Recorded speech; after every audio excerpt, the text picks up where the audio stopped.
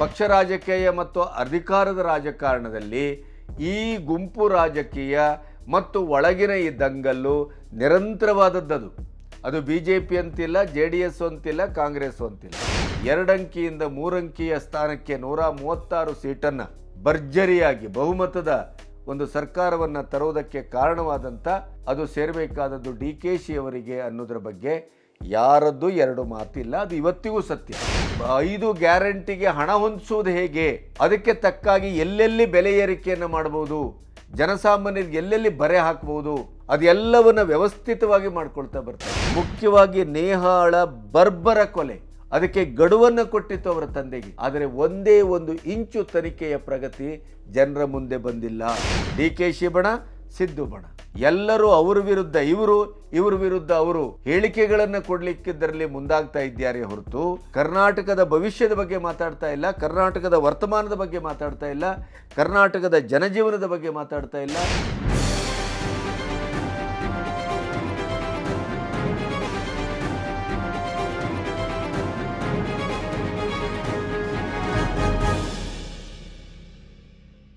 ನಮಸ್ತೆ, B Ganapati news ಚಾನಲ್ಗೆ ಸ್ವಾಗತ.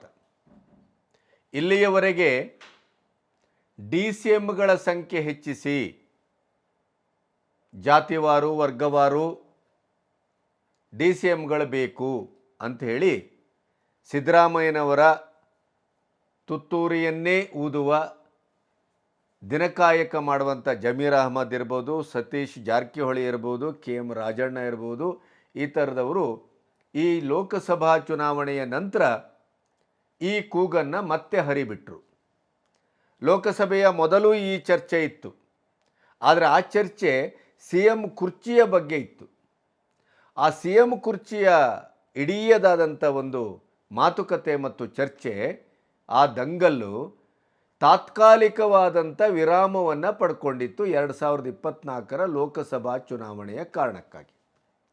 ಆ 2024ರ ಲೋಕಸಭಾ ಚುನಾವಣೆಯ ಫಲಿತಾಂಶದ ನಂತರ ಅದರಲ್ಲೂ 2 ಅಂಕಿಗೆ ಬರ್ತೇವೆ ಅಂತ ಕನಸು ಕಟ್ಟಿದ ಕಾಂಗ್ರೆಸ್ಸು 1 ಅಂಕಿಯಲ್ಲೇ ಕುಸಿದಾಗ, ಚಾಮರಾಜನಗರವನ್ನು ಗೆದ್ದು ಮೈಸೂರನ್ನು ಸೋತಾಗ ನಾನು ಚಾಮರಾಜನಗರವನ್ನು ಗೆಲ್ಲಿಸ್ಕೊಂಬಂದಿಲ್ವೇ ಅನ್ನುವಂಥ ಒಂದು ಪಾಸಿಟಿವ್ ಆದಂಥ ಹುಂಕಾರವನ್ನು CM ಮಾಡಲಿಕ್ಕೆ ತೊಡಗಿದಾಗ, ಸ್ವತಃ ತನ್ನ ತಮ್ಮನನ್ನು ಗೆಲ್ಲಿಸ್ಕೊಂಡು ಬರಲಿಕ್ಕೆ ಸಾಧ್ಯ ಆಗದೇ ಇದ್ದಂಥ DK ಶಿವಕುಮಾರ್ಗೆ ಒಂದು ತುಸು ಹಿನ್ನಡೆ ಆದ ಹಾಗೆ ಅನ್ನಿಸಿತು. 17 ಕ್ಷೇತ್ರಗಳಲ್ಲಿ ತಮ್ಮ ಕಾಂಗ್ರೆಸ್ ಅಭ್ಯರ್ಥಿಯನ್ನು ಗೆಲ್ಲಿಸಲಿಕ್ಕೆ ಸಾಧ್ಯವಾಗದೇ ಇದ್ದವರ ತಲೆದಂಡಕ್ಕೆ ಹೈಕಮಾಂಡ್ ಮುಂದಾಗ ಆ 17 ಕ್ಷೇತ್ರದ ತಲೆದಂಡಕ್ಕೆ ಪರ್ಯಾಯವಾಗಿ DK ಶಿವಕುಮಾರನ್ನು ಸೇರಿಸುವಂಥ ಒಂದು ಕೆಲಸವನ್ನು ಸಿದ್ದು ಬಣ ಮಾಡಿದ್ದು ಗುಟ್ಟಾಗಿ ಉಳಿದಿಲ್ಲ. ನೈತಿಕವಾಗಿ ಎಲ್ಲೋ ಒಂದು ಕಡೆ ಸ್ವಲ್ಪ ಕುಸಿತ ಆಗಿದೆ DK ಶಿವಕುಮಾರಕ್ಕೆ ಒಂದು ಸದ್ಯದ ಪರಿಸ್ಥಿತಿಯಲ್ಲಿ. ಆದ್ದರಿಂದ DCMನ್ನು ಒಂದು ವಿವಾದವನ್ನು ಮುಂದೆ ಬಿಟ್ಟು, ಅದರ ಜೊತೆಗೆ ಅವರು DCM ಆಗಿ ಮುಂದುವರಿಯಲಿ, ರಾಜ್ಯ ಕಾಂಗ್ರೆಸ್ಸಿನ ಅಧ್ಯಕ್ಷ ಸ್ಥಾನವನ್ನು ಬಿಟ್ಟುಕೊಡಬೇಕು ಅನ್ನುವಂಥದ್ದನ್ನು KM ರಾಜಣ್ಣನಂಥವರ ಬಾಯಿಂದ ಸಿದ್ದರಾಮಯ್ಯನವರು ಹೇಳಿಸಿದ್ದು ಕೂಡ ಗುಟ್ಟಾಗಿ ಉಳಿದಿಲ್ಲ. ಪಕ್ಷ ರಾಜಕೀಯ ಮತ್ತು ಅಧಿಕಾರದ ರಾಜಕಾರಣದಲ್ಲಿ ಈ ಗುಂಪು ರಾಜಕೀಯ ಮತ್ತು ಒಳಗಿನ ಈ ದಂಗಲ್ಲು ನಿರಂತರವಾದದ್ದು. ಅದು BJP ಅಂತಿಲ್ಲ, JDS ಅಂತಿಲ್ಲ, ಕಾಂಗ್ರೆಸ್ ಅಂತಿಲ್ಲ.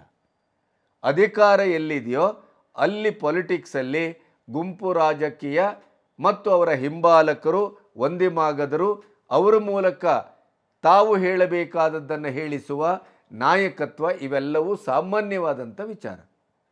ಆದರೆ ಕರ್ನಾಟಕದಲ್ಲಿ ಈಗ ಈ DCMನ ಒಂದು ತಗಾದೆ ಅಥವಾ ದಂಗಲ್ಲು ಎಲ್ಲೋ ಒಂದು ಕಡೆ ನಿರ್ಣಾಯಕ ಹಂತಕ್ಕೆ ಮತ್ತು ಅದು ಬಹಳ ದೊಡ್ಡ ಮಟ್ಟದಲ್ಲಿ ಕಾಣಿಸ್ಕೊಳ್ತಾ ಇದೆ ಅಂತ ಆದರೂ ಕೂಡ, ಚನ್ನಪಟ್ಟಣದಲ್ಲಿ ತಾನು ಸ್ವತಃ ನಿಲ್ತೇನೆ ಅಂತಂದಾಗ ಹೈಕಮಾಂಡ್ನಿಂದ ಎಲ್ಲೋ ಒಂದು ಕಡೆ ಗ್ರೀನ್ ಸಿಗ್ನಲ್ ಬರೋ ಬದಲು ರೆಡ್ ಸಿಗ್ನಲ್ ಬಂದಾಗಲೂ ಕೂಡ ಎಲ್ಲಿಯೂ ವಿಚಲಿತಗೊಂಡಿಲ್ಲ DK Shivakumar.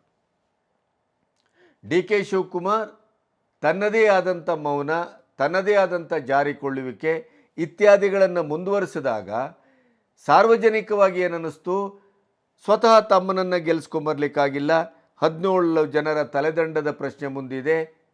D K she ಅವರಿಗೆ ಎಲ್ಲೋ ಒಂದು ಕಡೆ ಸ್ವಲ್ಪ ಮಟ್ಟಿಗೆ ಧೈರ್ಯ ಕುಂದಿದೆಯೇ, ನೈತಿಕವಾಗಿ ಅವರೇನಾದರೂ ಕುಸಿದಿದ್ದಾರೆಯೇ, ಈ ರೀತಿಯ ಪ್ರಶ್ನೆಗಳು ಹರಿದಾಡ್ತಾ ಇರುವಾಗಲೇ ಯಾವುದೇ ಸಂದರ್ಭದಲ್ಲೂ ಹುಲಿ ತಣ್ಣಗಿದೆ ಮಲಗಿದೆ ಅಂತಂದರೆ ಹುಲಿಯ ನಿರ್ಬಲತೆ ಮತ್ತು ನಿಷ್ಕ್ರಿಯತೆ ಅಲ್ಲ, ಅದು ಒಂದು ಪ್ರಬಲವಾದಂಥ ಬೇಟೆಗೆ ಹೊಂಚು ಆಗ್ತಾ ಇದೆ ಅನ್ನೋದು ಒಂದು ನಾಳ್ನುಡಿ.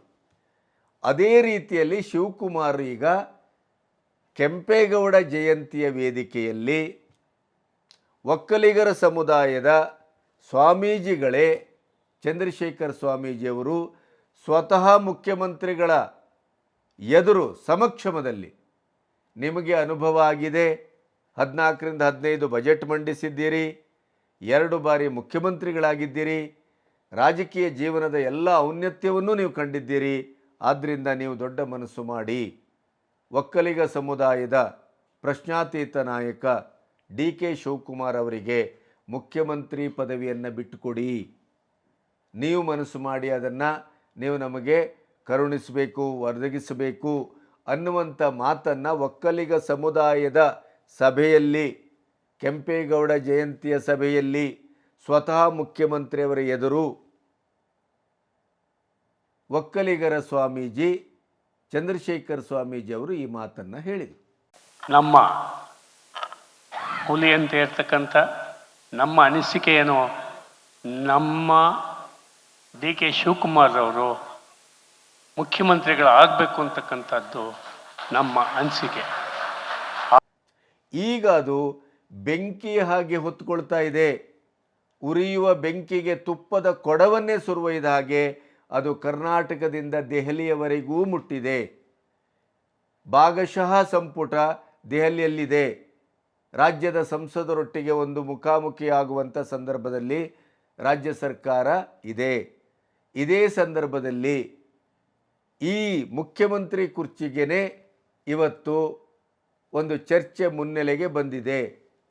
ಯಾವ ಚರ್ಚೆಯನ್ನು, DCM ಚರ್ಚೆಯನ್ನು CM ಸಿದ್ದರಾಮಯ್ಯನವರು ಮುಂದೆ ಬಿಡುವ ಮೂಲಕ ತನ್ನ ಕುರ್ಚಿಗೆ ಬರುವ ಒಂದು ಏನು ವಾದ ವಿವಾದ ಸವಾಲು ಅದನ್ನು ಬದಿಗೊತ್ತುವ, ಅದನ್ನು ಮರೆಮಾಚುವ, ಪೋಸ್ಟ್ಪೋನ್ ಮಾಡುವ ಒಂದು ಜಾಣತನದ ರಾಜಕೀಯವನ್ನು ತನ್ನ ಸಹೋದ್ಯೋಗಿಗಳ ಮೂಲಕ, ಸಹಚರರ ಮೂಲಕ ಏನು ಮಾಡಿಸಿದ್ರು ಅದೀಗ ತಿರುಗೇಟನ್ನು ಹೊಡೆದಿದೆ, ಬೂಮ್ರಾಂಗ್ ಆಗಿದೆ. ತಾನು ಎಸೆದ ಕಲ್ಲು ತನಗೇ ರಿಬೌನ್ಸ್ ಆಗಿದೆ. ಸಾಮಾನ್ಯವಾಗಿ ಹಿಂದೆ ವಚನಾನಂದ ಸ್ವಾಮೀಜಿಗಳು ಯಡಿಯೂರಪ್ಪನವರು ಇದ್ದಂಥ ಬೆಳಗಾವಿಯ ಒಂದು ಸಂದರ್ಭದಲ್ಲಿ ಇದೇ ಥರ ಮಾತಾಡಿದಾಗ ಯಡಿಯೂರಪ್ಪನವರು ಆಕ್ರೋಶಗೊಂಡ್ಬಿಟ್ಟಿದ್ರು. ಬೊಮ್ಮಾಯಿಯವರು ಪಕ್ಕದಲ್ಲಿ ಕೂತು ಅದನ್ನೇನೋ ಶಮನ ಮಾಡಿದ್ದು ನಾವು ವಿಡಿಯೋದಲ್ಲಿ ಗಮನಿಸ್ತಾ ಇದ್ದೆವು. ಆದರೆ ಇವತ್ತು ಅದಕ್ಕಿಂತ ಸಿಡುಕ ಮತ್ತು ಅದಕ್ಕಿಂತ ವಾಚಾಳಿ, ಅದಕ್ಕಿಂತ ಭಾಳ ತಟ್ಟನೆ ಸಿಟ್ಟುಗೊಳ್ಳುವ, ಉತ್ತರ ಕೊಡುವಂಥ ಒಂದು ದರ್ಪವನ್ನು, ವ್ಯಕ್ತಿತ್ವವನ್ನು ಹೊಂದಿದಂಥ CM ಸಿದ್ದರಾಮಯ್ಯನವರು ಒಂದು ಪ್ರಬಲ ಸಮುದಾಯದ ಮುಖವಾಣಿ ಚಂದ್ರಶೇಖರ್ ಸ್ವಾಮೀಜಿ, ನಿರ್ಮಲಾನಂದ ಸ್ವಾಮೀಜಿ ಅವರಷ್ಟು ಪವರ್ಫುಲ್ ಅಲ್ಲ. ಅವರು ಹಿಂದೆ ಇದೇ ನಮ್ಮ ದೇವೇಗೌಡರು ಅವರ ಮಠಕ್ಕೆ ಮುನಿಸಿಕೊಂಡು ಪರ್ಯಾಯ ಮಠವನ್ನೇನು ಸ್ಥಾಪಿಸಿದರು, ಅದರ ಸ್ವಾಮೀಜಿಯವರು. ಆದರೂ ಕೂಡ ಇವತ್ತು ಒಕ್ಕಲಿಗ ಸ್ವಾಮೀಜಿ ಅನ್ನುವ ನೆಲೆಯಲ್ಲಿ ಅವರು ಸ್ವತಃ ಮುಖ್ಯಮಂತ್ರಿಗಳ ಎದುರು ಒಕ್ಕಲಿಗರ ಸಮುದಾಯದ ಸಭೆಯಲ್ಲಿ ಈ ಮಾತನಾಡಿದ್ದಿದೆಯಲ್ಲ, ಇದು ಮುಖ್ಯಮಂತ್ರಿಯವರಿಗೆ ಅರಗಿಸಿಕೊಳ್ಳಿಕ್ಕಾಗದೇ ಇದ್ದಂಥ ತುತ್ತು. ಅದು ಬೆಂಕಿಯ ಉಂಡೆ, ನುಂಗಲಿಕ್ಕೂ ಆಗುವುದಿಲ್ಲ, ಉಗುಲಿಕ್ಕೂ ಆಗುವುದಿಲ್ಲ. ಆದ್ದರಿಂದ ಮೌನ ವಹಿಸಿದರು. ಮುಖದಲ್ಲಿ ಸಿಟ್ಟು, ಆಕ್ರೋಶ ಇತ್ಯಾದಿಗಳು ಕಾಣ್ತಾ ಇತ್ತು. ಅಲ್ಲಿಂದ ಬಂದ ಮೇಲೆ ಹೇಳಿದ್ರು, ಇದು ಏನೇ ಇದ್ದರೂ ಹೈಕಮಾಂಡಿನ ವಿಚಾರ ಅಂತಂದರು. ಸ್ವಾಮೀಜಿಗಳು ಭಾಳ ಉತ್ಸಾಹದಿಂದ ಮಾತಾಡ್ತಾ ಇದ್ದಾರೆ. ಇವನ್ನೆಲ್ಲ ನಾವು ಕೆಲವು ಸರಿ ಅದರ ನಿರ್ಣಾಯಕ ಅಂತ ಭಾವಿಸ್ಲಿಕ್ಕೆ ಆಗೋದಿಲ್ಲ ಅನ್ನುವಂಥ ಒಂದು ಹಾರಿಕೆಯ ಮತ್ತು ಅದು ಯಾವ ರೀತಿ ಮಾತು ಅಂತ ನಮಗೆ ಅರ್ಥ ಆಗುವ ರೀತಿಯಲ್ಲಿ ಡಿ ಕೆ ಶಿವಕುಮಾರ್ ಮಾತಾಡಿದರು. ಇನ್ನು KM ರಾಜಣ್ಣ ಏನು ಸ್ವಾಮೀಜಿಗಳು ಹೇಳಿದ ತಕ್ಷಣ ಸ್ಥಾನಗಳನ್ನೆಲ್ಲ ಬಿಟ್ಟುಕೊಡ್ಲಿಕ್ಕಾಗತ್ತಾ?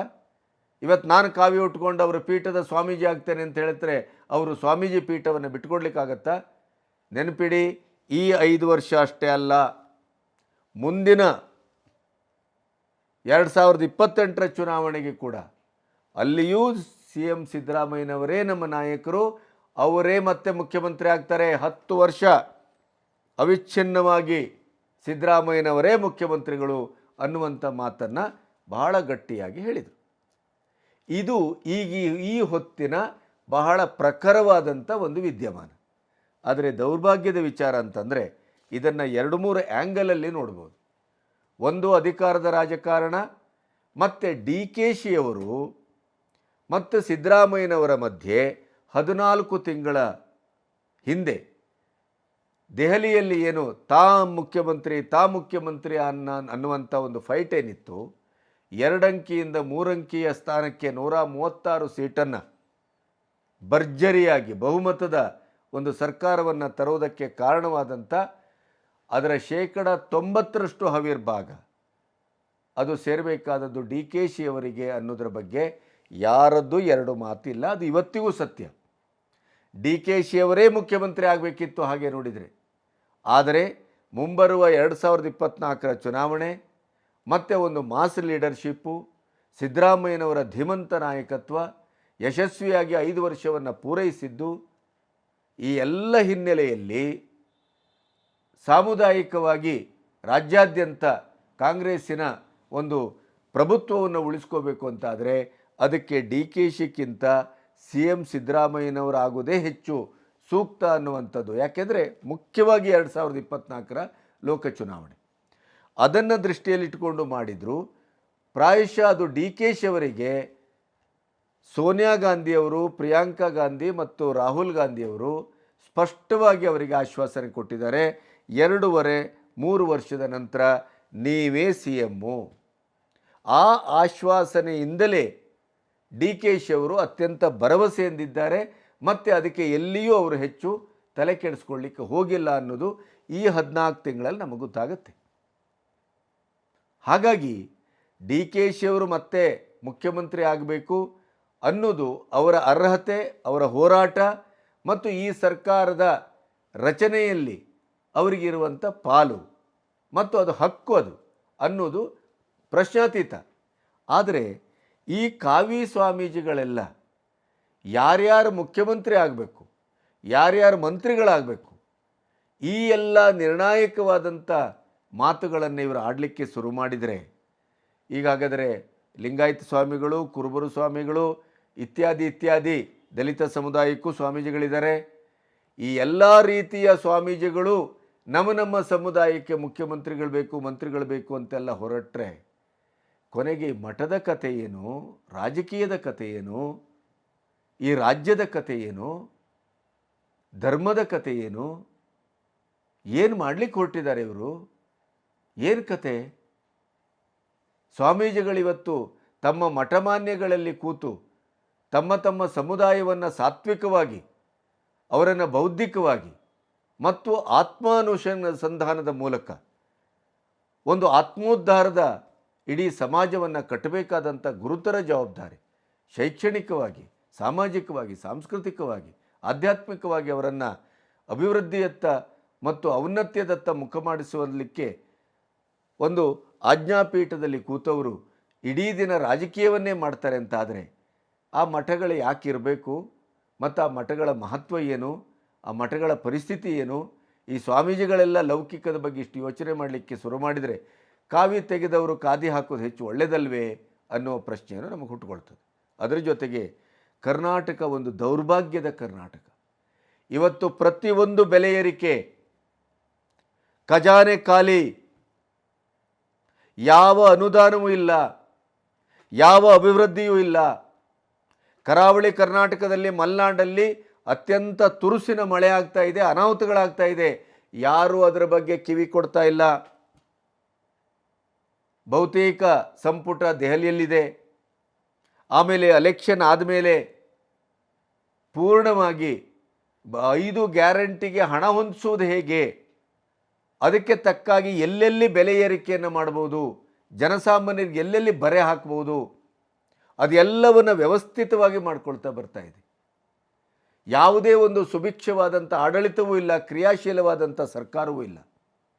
ಪೆಟ್ರೋಲ್ ದರ ಇಳಿಸ್ತೇವೆ, ಗ್ಯಾಸ್ ದರ ಇಳಿಸ್ತೇವೆ, ಡೀಸೆಲ್ ದರ ಇಳಿಸ್ತೇವೆ, ಜೀವನಾವಶ್ಯಕವಾದಂಥ ಸಾಮಗ್ರಿಗಳ ಬೆಲೆಯನ್ನು ಇಳಿಸ್ತೇವೆ, ಒಂದು ಸುಖಿ ಕರ್ನಾಟಕವನ್ನಾಗಿ ನಾವು ತರ್ತೇವೆ, ಮಾಡ್ತೇವೆ ಅಂತ ಹೇಳಿದಂಥ ಇದೇ ಸಿದ್ದರಾಮಯ್ಯನವರ DK ಅವರ ನೇತೃತ್ವದ ಕಾಂಗ್ರೆಸ್ ಸರ್ಕಾರ ಅವರ ಮಾತಿಗೆ ಮರಳಾಗಿ ಹೆಬ್ಬೆಟ್ಟು ಮುದ್ರೆ ಒತ್ತಿದಂಥ ಮತವನ್ನು ಒತ್ತಿದಂಥ ಈ ಜನಸಾಮಾನ್ಯರು ಸಂಪೂರ್ಣವಾಗಿ ಈಗ ಪಾರಸ್ಪರಿಕವಾಗಿ ನಿರಾಶರಾಗಿದ್ದಾರೆ.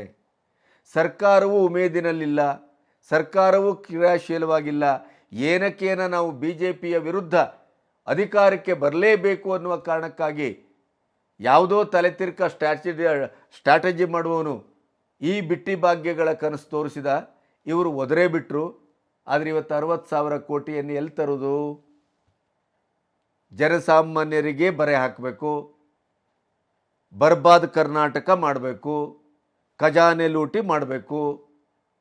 ಯಾವುದೇ ಕ್ರಿಯಾಶೀಲವಾದಂಥ ಸರ್ಕಾರ ಅನ್ನುವಂಥ ಒಂದು ಅಂಶದ ಬೆಲೆಯನ್ನು ಉಳಿಸ್ಕೊಂಡಿಲ್ಲ.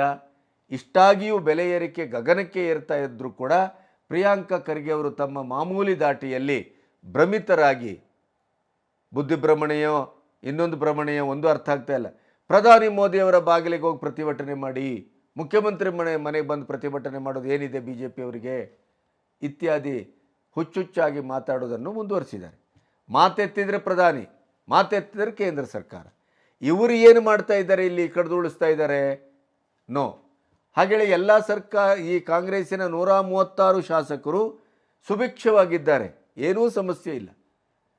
ಈ ಬೆಲೆ ಏರಿಕೆ, ಜನಸಾಮಾನ್ಯರ ಬದುಕಿನ ದಾರುಣ ಸ್ಥಿತಿ, ತೀವ್ರವಾದ ಬರ, ರೈತರಿಗೆ ಬೀಜ ಬಿತ್ತನೆಗೆ ಅವರಿಗೆ ಅನುಕೂಲಕರವಾಗಿ ನಿಲ್ಲಬೇಕು ಅನ್ನುವಂಥ ಕನಿಷ್ಠ ಜ್ಞಾನ ಇಲ್ಲ. ಈ ಎಲ್ಲ ಒಂದು ದುರಂತದ ಸ್ಥಿತಿಯನ್ನು ಮರೆಮಾಚಲಿಕ್ಕೆ ಅವರಿಗೆ ಸುಯೋಗ ಅನ್ನುವ ರೀತಿಯಲ್ಲಿ ಪ್ರಜ್ವಲ್ ಪ್ರಕರಣ, ಸೂರಜ್ ಪ್ರಕರಣ, ದರ್ಶನ್ ಪ್ರಕರಣ ಇವೆಲ್ಲವೂ ಬರ್ತಾ ಇದೆ. ಹಾಗಾಗಿ ಅದೆಲ್ಲವೂ ಅಲ್ಲಲ್ಲಿ ತೇಪ ಹಚ್ಚಿಕೊಂಡು ಮುಂದೆ ಹೋಗ್ತಾ ಇತ್ತು. ಈಗ ಯಾವುದೂ ಇಲ್ಲ. ಈಗ ಯಥಾ ಪ್ರಕಾರ DCM ಮತ್ತು CM ಕುರ್ಚಿಯ ದಂಗಲ್.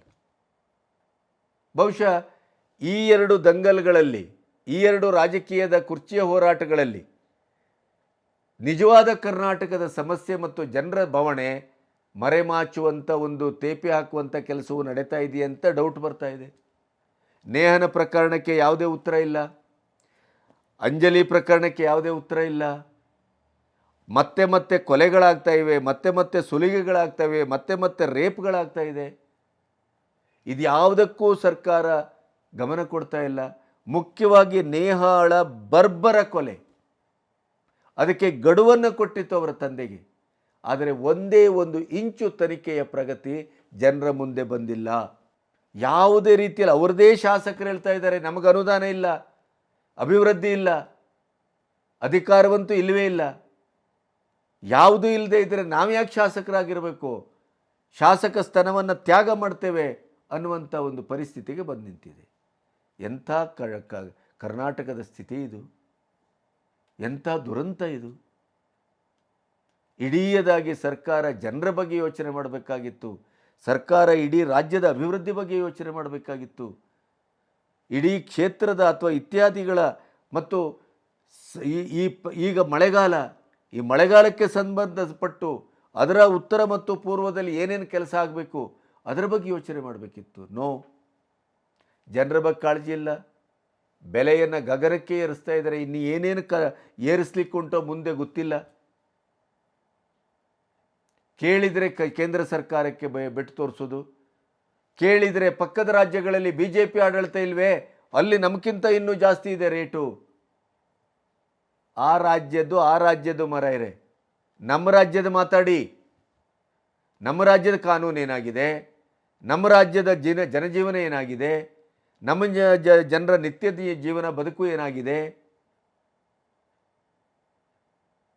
ವಾಲ್ಮೀಕಿ ನಿಗಮದ ಪ್ರಕರಣ, ಹಗರಣ ಬಗದಷ್ಟು ಬರ್ತಾ ಇದೆ. 100-200 ಕೋಟಿ ಹಗರಣ. ಹೊಸ ಹೊಸ ಹಗರಣಗಳು ಮತ್ತೆ ಮುಂದಾಗ್ತಾ ಇವೆ. ಒಂದು ಕಡೆ ಹಗರಣ, ಭ್ರಷ್ಟಾಚಾರದ ವಿರುದ್ಧವಾಗಿ ಬಂದ್ರಿ. BJPಯ 40% ಕಮಿಷನ್ ಗೌರ್ಮೆಂಟ್ ಅಂತ ಅದನ್ನು ಇಟ್ಕೊಂಡು ಬಂದ್ರಿ. ಬೆಲೆ ಏರಿಕೆಯನ್ನು ಇಟ್ಕೊಂಡು, ನಿರುದ್ಯೋಗವನ್ನು ಇಟ್ಕೊಂಡು, ಪ್ರಧಾನಿ ಮೋದಿಯವರನ್ನು ಟಾರ್ಗೆಟ್ ಮಾಡಿಕೊಂಡು ರಾಜ್ಯ BJP ಸರ್ಕಾರವನ್ನು ಹಣಿಲಿಕ್ಕೆ ಸಂಪೂರ್ಣವಾಗಿ. ಆದರೆ ಇವತ್ತು ಅದನ್ನೇ ತಾವು ಮಾಡ್ತಾ ಇದ್ದೀರಿ.